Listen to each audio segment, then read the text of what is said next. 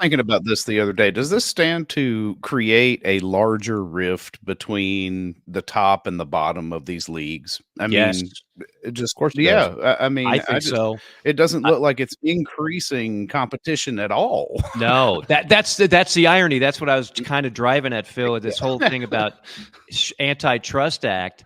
By doing all this, you are now creating less competition, more monopoly, which is what antitrust was invented to eliminate, so that Rockefeller and the Yeah. other tycoon at the time couldn't dominate the entire business landscape.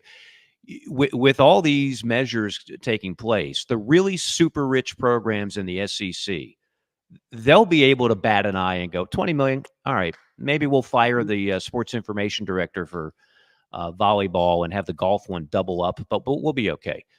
But there's going to be some programs that it will hurt, and the gap between Alabama, Georgia, Texas A&M, Texas versus a program like South Carolina, like if you're not careful, that gap can widen.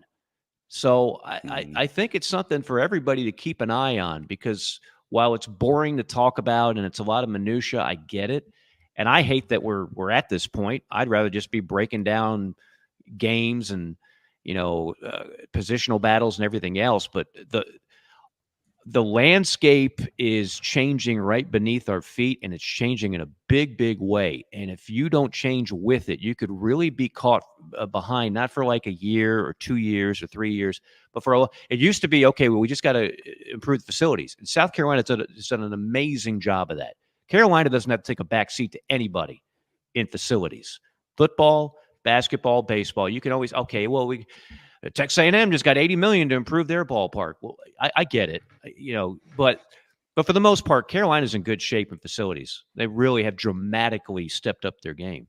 But in terms of player compensation and how that's all distributed, that's going to be a really, really important situation. And you thought it was done with NIL.